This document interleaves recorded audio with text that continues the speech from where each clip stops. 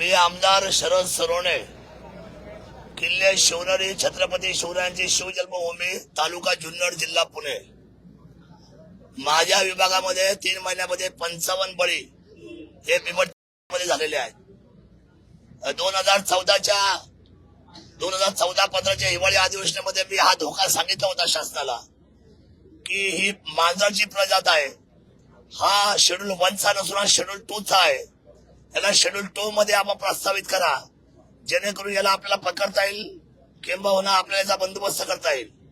पण त्यावेळेला काही मनावर फार काही घेतलं नाही। आज जवळजवळ हजारोच्या संख्येने संपूर्ण बिबट आज महाराष्ट्रावर फिरतायत। महाराष्ट्राचा हा जो आता बिबट जो आहे तो आपत्कालीन घोषित केला पाहिजे राज्याचा। राज्य आपत म्हणजे काय, तर राज्य आपत म्हणजे राज्यावर आलेलं संकट म्हणजे बिबट आहे।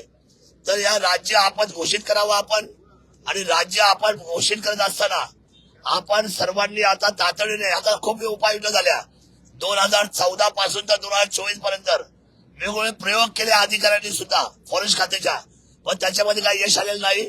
काल विधिमंडळामध्ये लक्षवेधी होती, त्यावेळेला 288 पैकी अर्ध्या आमदारांनी या विषयावर फार मोठा हल्लाबोल केलेला आहे शासनावर। त्यामुळे ही आपत्कालीन गोष्ट आहे। शेतामध्ये आमची महिला भगिनी, आमची माय मावशी, आमची आई, आमची आजी शेतामध्ये काम करू शकत नाही। आज लहान लहान मुलं शाळेमध्ये जाऊ शकत नाही। आज लहान लहान मुलं अंगणामध्ये खेळू शकत नाही। अशा परिस्थितीमध्ये आमच्या शुगर कॅन म्हणजे जिथे ऊसाची शेती आहे त्या सगळ्या ठिकाणी हजारोच्या संख्येने आज बिबट वावरतात। बिबट्याची संख्या मोठी आहे। आम्हाला माणूस 25 लाख रुपये दिले जातात। 25 लाखाने गेलेला माणूस, गेलेली व्यक्ती, एखाद्या पतीची पत्नी, एखाद्या पत्नीचा पती, एखादा लहान मुलगा, एकुलते एक बाळ, हे 25 लाख त्याची किंमत होऊ शकत नाही। आम्हाला पैसा नको। आतापर्यंत 17.5 कोटी रुपये तुम्ही दिले, त्या 17.5 कोटीच्या मदतीची माती झालेली आहे। किती पशुधन केलं, किती आमची माणसं गेली। त्यामुळे आता बिबटच्या बाबतीमध्ये मी त्याने एक उपाय सुचवलेला आहे। हा नसबंदी किंवा शेळ्या सोडण्याचा जो प्रकार आहे, अधिकाऱ्यांना माझी नम्र विनंती आहे, अधिकारी इन करून एसी कॅबिन मध्ये वरती बसतात, त्यांना बिबट्याचा भय नाही, त्यांना या गोष्टीची कल्पना नाही। माझं विनंती आहे या बाबतीमध्ये शासनाने सुमोटो हा आपत विषय लक्षात घेऊन मुख्यमंत्री महोदय, 2 उपमुख्यमंत्री आणि राज्याचे फॉरेस्ट मंत्री गणेशजी नाईक साहेब यांनी 2 रेस्क्यू सेंटर तातडीने बनवावे। 2 रेस्क्यू सेंटर, एक जुन्नर मध्ये आणि एक अहिल्यानगर मध्ये, की जेणेकरून या रेस्क्यू सेंटर मध्ये तुम्हाला तातडीने यांना पकडता येईल। आज नागपूरला अधिवेशन चालू आहे, इथून 10 किलोमीटरच्या अंतरावर अवघ्या 10 किलोमीटरच्या अंतरावर आता सकाळी 2 तास ते एका बिबट्याला शहरामध्ये घुसलाय, उड्या मारतोय या गच्चीवरून त्या गच्चीवरून, त्या अंगणातून त्या अंगणामध्ये। लोक संपूर्ण घरदार सोडून पळून गेले। आज नागपूर सारख्या ठिकाणी ही परिस्थिती आज झाली अधिवेशनामध्ये। त्यांना 2 तासापूर्वी त्यांनी ऑपरेशन करून त्यांना ते बेशुद्धीचं इंजेक्शन मारून त्याला उचललं गेलंय। माझी विनंती शासनाला एवढीच आहे, 90 दिवसामध्ये एकही बळी महाराष्ट्राला परवडणार नाही, शेतकऱ्यांना परवडणार नाही। सर्वसामान्य माणसाला जीवनाचा अधिकार दिलेला आहे। जसा प्राण्यांना जगायचा अधिकार आहे तसा माणसाला जगायचा अधिकार आहे। नागरी वस्तीमध्ये बिबट्या येतो हे आपला मोठा अपयश आहे। त्यामुळे 90 दिवसाच्या आतमध्ये 2 रेस्क्यू सेंटर बनवा। आणि मी तुम्हाला सांगतो, जी ही वन्यजीव संस्था आहे याची म्हणजे वर्ल्ड वाईज ती संपूर्ण या लोकांचा खर्च करायची त्याची तयारी झालेली आहे। बिबट 72 तासामध्ये एकदाच फक्त अन्न खातो, 72 तासामध्ये एकदा, बाकीला तो जिरवतो। त्यामुळे त्याला आता सुद्धा आमच्याकडे एक बिबट निवारण केंद्र प्रयोगासाठी आहे, 2000 पासून ते चालू आहे।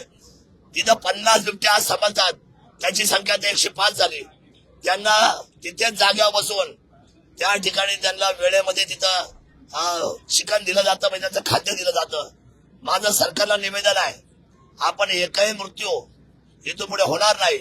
आणि 90 दिवसाच्या आतमध्ये 2 रेस्क्यू सेंटर हा एकमेव पर्याय आहे।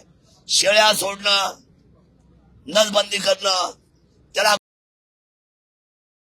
अधिकार फक्त नरभक्षाला आहे। सरळ आणि साध्या तुम्ही बिबट्याला त्याला आयडेंटिफाय करायला, त्याला लॅबोरेटरीमध्ये जायला, त्याच्या नखाचं रक्त काढून चेक करायला 3-3 महिने जातात, 4-4 महिने जातात। आणि मग कसं शोधणार? माझी विनंती आहे माझ्या मायबाप सरकारला, आपण सुमोटो आजच्या आज विधिमंडळाने निर्णय घेतला पाहिजे. 90 दिवसात 2 रेस्क्यू सेंटर, एका बाजूला नर, एका बाजूला मादी. नर आणि मादी यांचं सेपरेशन करून मोठ्या पद्धतीचे 2 रेस्क्यू सेंटर आपण ते तयार करावेत.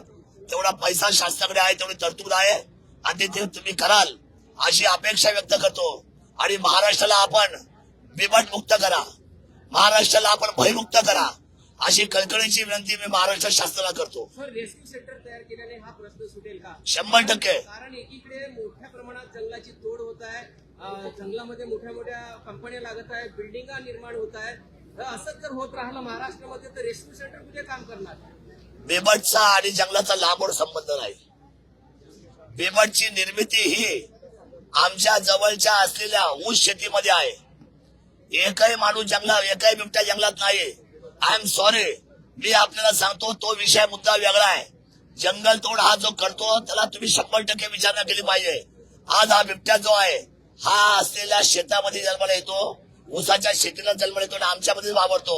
हा जंगलात जात नाही, त्यामुळे त्याला शेळ्या सोडून सुद्धा काही फायदा होणार नाही. रेस्क्यू सेंटर हे त्याच्यावरचा फायदा नसलेला ओपिनियन आहे आणि तेच केल्यानंतर आपण वाचू शकतो असं माझं ठाम मत आहे. किती बिबटे आहे महाराष्ट्रामध्ये असा आकडा आहे? आकडा 5 किलोमीटर मध्ये एक बिबट्या वावर करतो स्वतःचा. आता त्याची संख्या गव्हर्नमेंटला आणि फॉरेस्टला पण सांगता येत नाही, पण आमचं म्हणणं आहे 2000 रेस्क्यू सेंटर मध्ये 2000 ला थांबतील. एका बाजूला नर, एका बाजूला मादी, अशा 2 रेस्क्यू सेंटर एका वेळा चालू केलं पाहिजे. आणि तुम्ही 2000 बिबट तुम्ही हात टाकाल, तिथून पुढे आपल्याला कळेल की पाठीमाग काय राहिलेत का न राहिले, कारण त्यांचा अंदाज येत नाही. 5 ते 7 किलोमीटरच्या परिघामध्ये तो एक माणूस वावर करत असतो. इकडे गेला पूर्वेला का तो आपल्याला तोच वाटतो, पश्चिमेला सुद्धा तोच असतो, दक्षिणेला सुद्धा तोच.